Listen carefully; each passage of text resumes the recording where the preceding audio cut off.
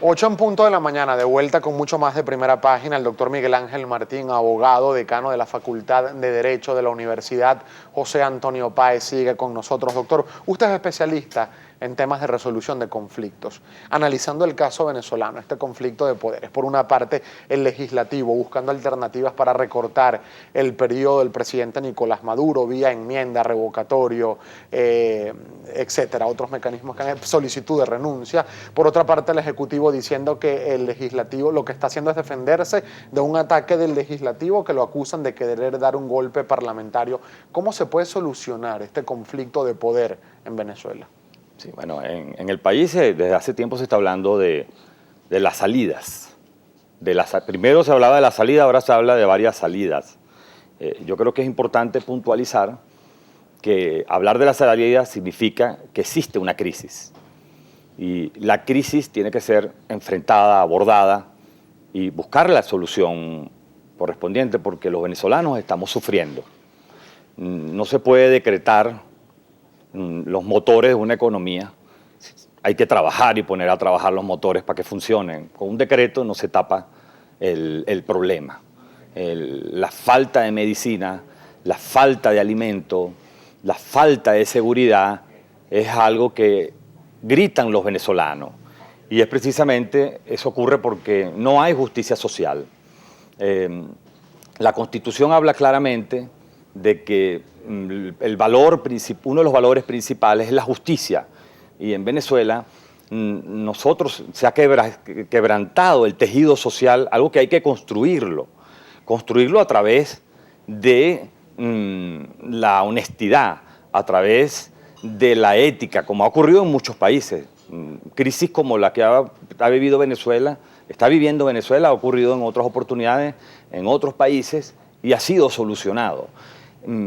El Parlamento venezolano ha planteado varias soluciones de la crisis que están en nuestro ordenamiento jurídico. La posibilidad de la renuncia del presidente está dentro de la Constitución, que es un acto de voluntad del presidente. Es cierto, es un acto de voluntad del presidente.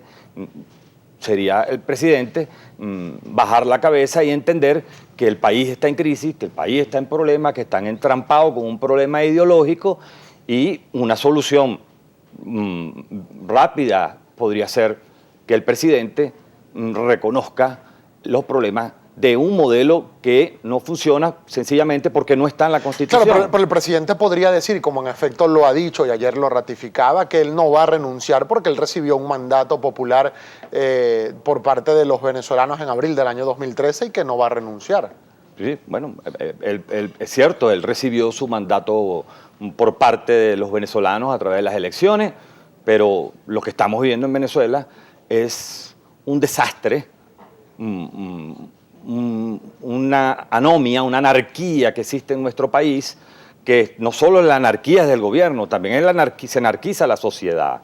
Lamentablemente estamos viviendo una situación que la renuncia es una posibilidad, está planteada. Ojalá el alto mando militar, ojalá los personeros del gobierno entiendan la crisis que están sufriendo los venezolanos y pudieran hacerse los cambios para producir una transición y producir la tranquilidad que anhela nuestro país. Se habló también de la posibilidad de una enmienda constitucional donde se reduzca el periodo presidencial y que se le aplique al propio presidente. Yo veo muchos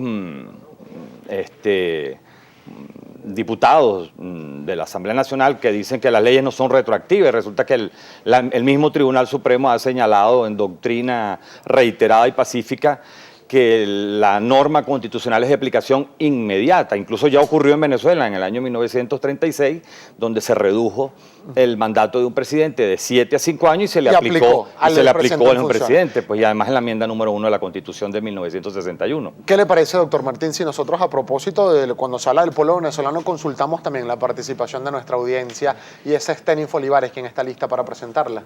Así es, Gabriela, hay mucha participación, así que le agradecemos al doctor Marín pues que nos ayude un poco con sus respuestas lo más precisas que pueda. Inicio con Kenny Hidalgo. Él le dice, si todo lo que la Asamblea aprueba, el TSJ lo anula, entonces ¿no sirve la Asamblea? No, la Asamblea cumple sus funciones y los actos que realiza, si están dentro de sus atribuciones constitucionales, son válidos. En todo caso, si el Tribunal Supremo obstaculiza el trabajo de la Asamblea, quien no está cumpliendo sus funciones debidamente es el Tribunal Supremo y carece de legitimidad. Doctor, por acá también le pregunta el señor Alexis Martínez, con respecto a la denuncia de doble nacionalidad del presidente Maduro, de comprobarse cuál es el mecanismo legal. Sí, bueno, la Constitución colombiana en su artículo 96 establece claramente que el nacido en Colombia es colombiano y el hijo de padres colombianos es colombiano. Está demostrado y así es un hecho notorio que la madre del presidente, Nicolás Maduro, fue una ciudadana colombiana porque ya no vive.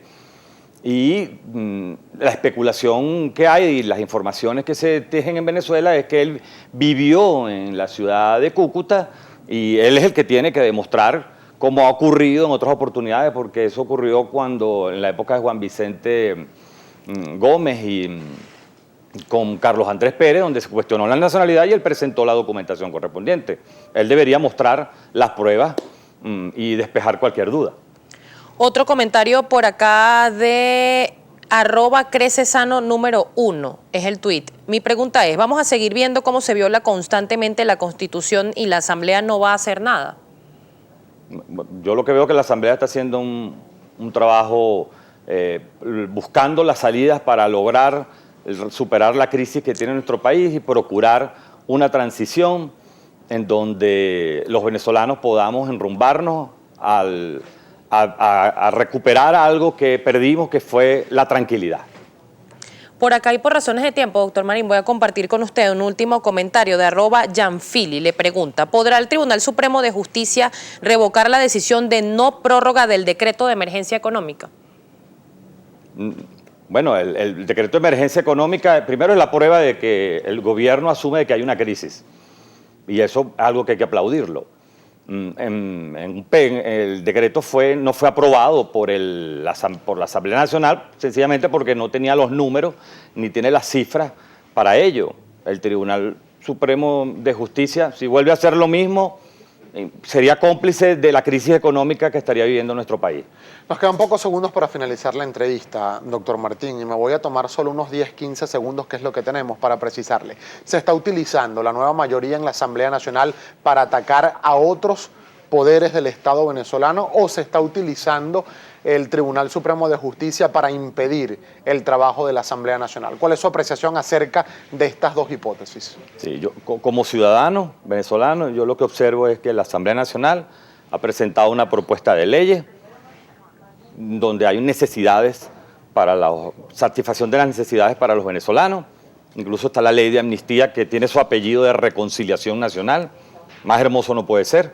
Una ley como es la amnistía, que ha ocurrido ya en otras veces en nuestro país. El mismo presidente Chávez fue objeto de un beneficio como tal.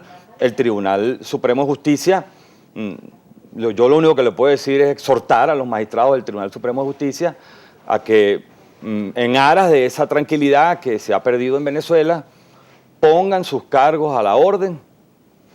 Eso sería un hecho honorable de su parte.